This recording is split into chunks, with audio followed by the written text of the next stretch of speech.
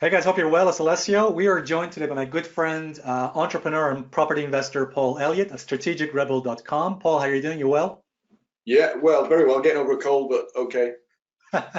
Great. Guys, in this video, myself and Paul, we're going to discuss the top three mistakes that people make when they're looking to buy a property or real estate. So what I'm going to do is I'm going to hand it over to Paul. And Paul, if you could perhaps just mention the three mistakes people make when they're looking to buy a property. And let's start with number three, and then we go to number two and number one.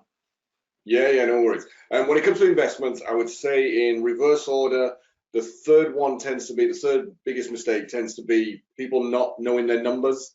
So with property, of course, you can have equity value, you've got equity in the property. And of course, if you've got a rental property, then you've got cash flow coming in from the property, ideally, in terms of the rent being greater than your costs.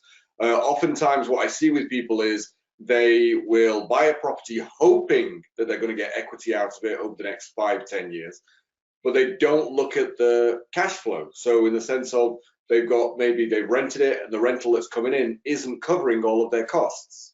So that's a big mistake because, of course, even if you're saying, well, in 5 years it's going to have $50,000 of equity in it, it's like, well, that's great. We haven't got that today. And really, if the rent isn't covering your costs, where's the balance of the money coming from? It's coming out of your pocket. So therefore, you're subsidizing your own investments each month because you got to keep paying the mortgage and everything else. So how many properties can you buy if you're subsidizing them? Not many, because of course you're going to run out of cash at some point. So that's a huge mistake. Actually, the most extreme I've seen of that is somebody buying that. I mean, she was driven, without a doubt, she was driven, and she wasn't one of my students, but she went and bought something like 26 properties in her first year. None of them cash flowed positively. Wow. So within a few months after the first year, she went bankrupt because she couldn't manage all the payments.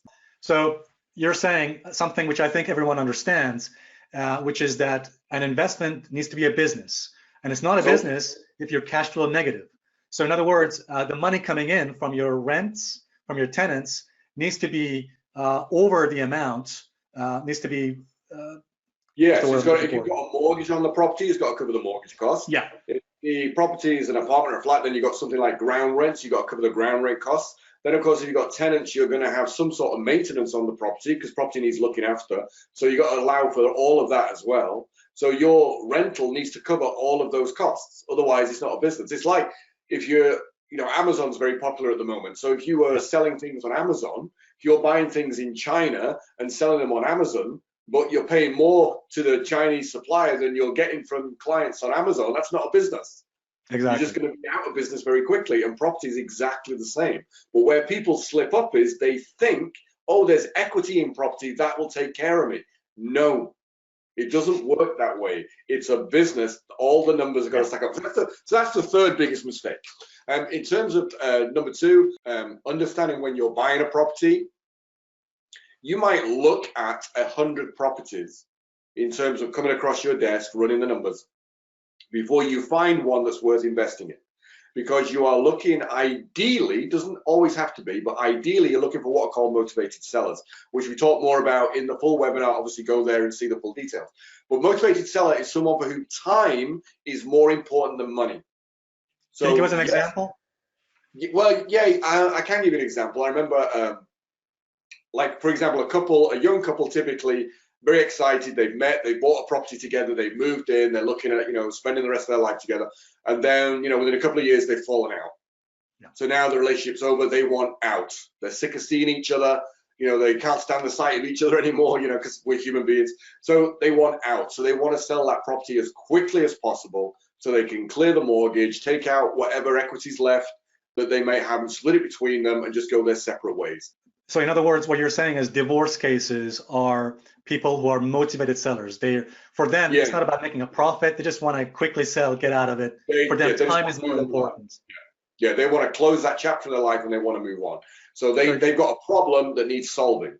Yes. So understand. So you're looking ideally for motivated sellers. So great. And then of course we're down to negotiation. So that's the second thing, is like just pay. It's like if you're paying full price or over market price for a property, and of course you're not going to be making a profit, that's really not the way to do it.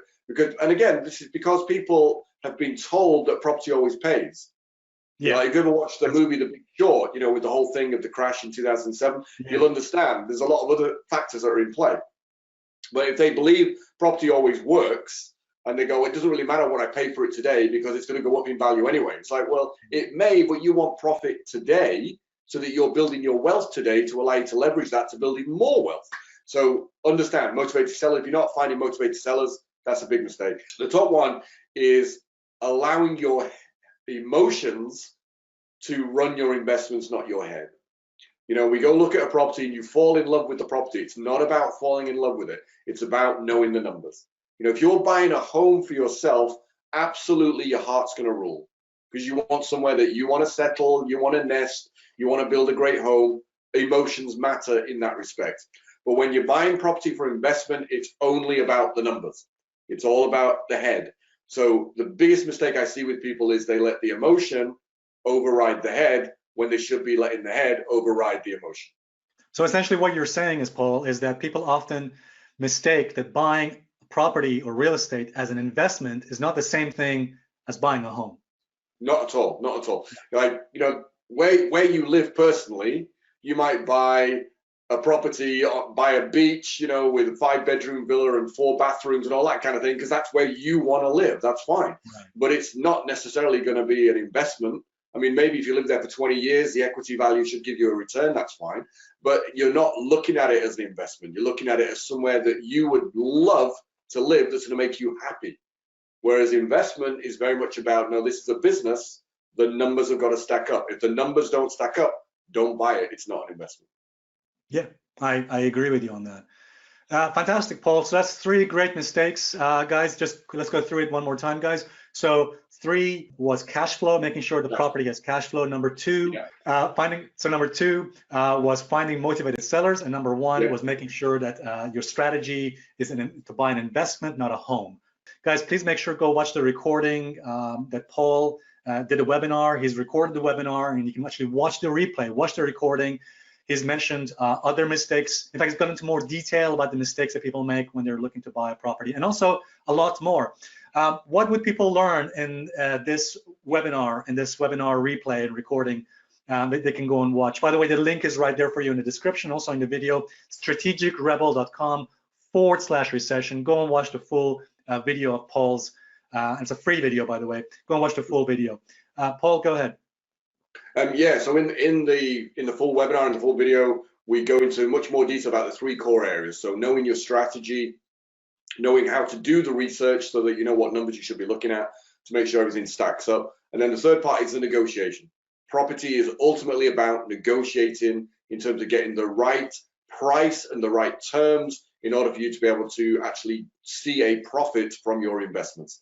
So we go into that in much more detail, but those are your 3 core areas. So go watch the webinar, go watch the video, and obviously take lots of notes so you can be prepared to, because it is a great time. If we're coming into a recession, there is always a transfer of wealth whenever there's a recession.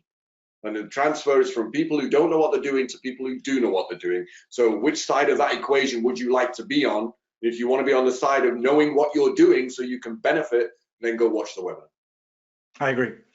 Paul, thank you very much. And guys, also, please do me and Paul also another favor, which is please also subscribe to his YouTube channel. I'll put Paul's YouTube channel link in the description. So go and please subscribe. Again, Paul has a lot of great content and videos on his YouTube channel. Deserves a lot more subscribers, a lot more views right now. So please subscribe to his YouTube channel, and also go ahead and watch the replay of his webinar about property, about the secrets to property investing and real estate in a recession. That's strategicrebel.com/recession. Paul, thank you very much. I appreciate it. No worries. No worries.